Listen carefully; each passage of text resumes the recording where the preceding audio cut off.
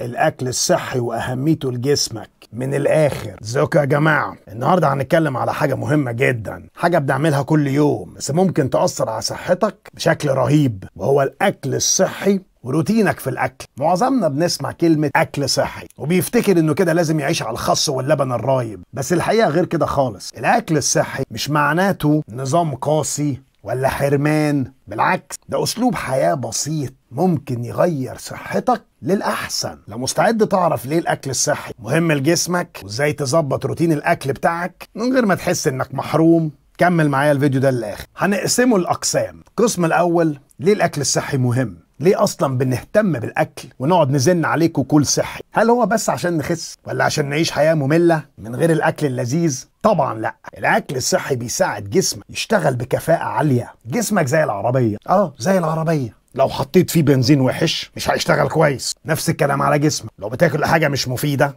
ما تستغربش لو لقيت نفسك تعبان، مرهق، او حتى مزاجك مقلوب. الاكل الصحي بيأثر على المخ والتركيز. عمرك حسيت انك مش قادر تركز بالذات بعد وجبه مليانه دهون ومقليات؟ ده لان الاكل اللي بناكله بيأثر على المخ والطاقة. حاجات اللي مليانة سكر ودهون تخليك كسلان ودماغك تقيلة. في المقابل الأكل الصحي زي الفواكه والخضار والمكسرات بيدي طاقة وتركيز رهيب، بيعزز المناعة ويحميك من الأمراض. الأكل الصحي مش بس عشان تخس ولا عشان تحس إنك أحسن، ده كمان بيحميك من الأمراض زي السكر، الضغط، وأمراض القلب. ومش بس كده، كل أكل الصحي اللي بتاكله بيقوي المناعة وتحميك على المدى الطويل. القسم التاني، ازاي نظبط روتين الاكل بتاعنا؟ معظمنا بيقع في مشكله عشوائيه الاكل. نصحى متاخر، نفوت الفطار، نجوع فجاه فنهجم على الاكل. فايه الحل؟ اول واهم حاجه ما تفوتش الفطار. الفطار هي الوجبه اللي بتظبط مستوى السكر في الدم وبتديك الطاقه بدايه اليوم. حاول تكون وجبه متوازنه فيها بروتين، بيض، زبادي، فول،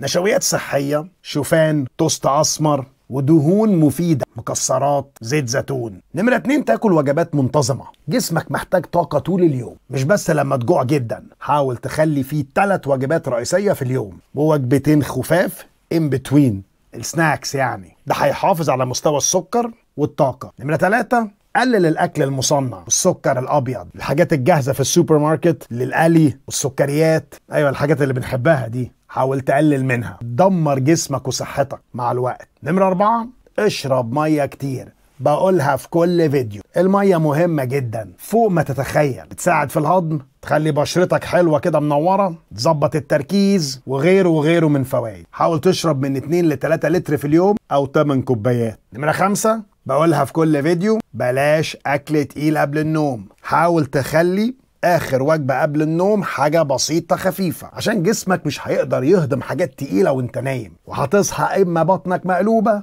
يا عندك حموضه. القسم الثالث، ازاي نخلي الاكل الصحي مش ممل. ناس كتير فاكره ان الاكل الصحي يعني حاجات مش لذيذه، حاجات ممله، بس ده مش صحيح. تقدر تاكل اكل صحي لذيذ وصحي في نفس الوقت. خد عندك الامثله دي. بتحب الهامبرجرز؟ يا سيدي بدل همبرجر المحل واعمله في البيت بمكونات صحيه. ليك في البيتزا؟ وفي حد ما بيحبش بيتزا؟ اعملها بعجينه شوفان بدل العجينه العاديه. بدل الشوكولاته التجاريه اللي كلها سكر ولبن، وحبب نفسك في الدارك شوكليت ويبقى طريها شويه بزبده فول السوداني. لو مثلا بتحب العصاير، اعملها فريش في البيت، بلاش اللي بنشتريهم في المحلات دي اللي كلها سكر ومواد حافظة. الحياة الصحية مش معناتها حرمان، بالعكس تقدر تستمتع بكل حاجة بس بمكونات احسن. الخلاصة، الاكل الصحي مش رفاهية، ده استثمار في صحتك وحياتك. لو بدأت تغير عاداتك الغذائية حتى بحاجات بسيطة، تلاقي فرق كبير في طاقتك، في بشرتك، في تركيزك. ولو عجبك الفيديو ده تنساش تعمل له لايك وشير وسبسكرايب للقناة عشان يوصل لك كل حاجة جديدة. ولو عندك اي سؤال اكتبه لي في الكومنتس تحت. وهو ده الاكل الصحي واهميته لجسمك من الاخر.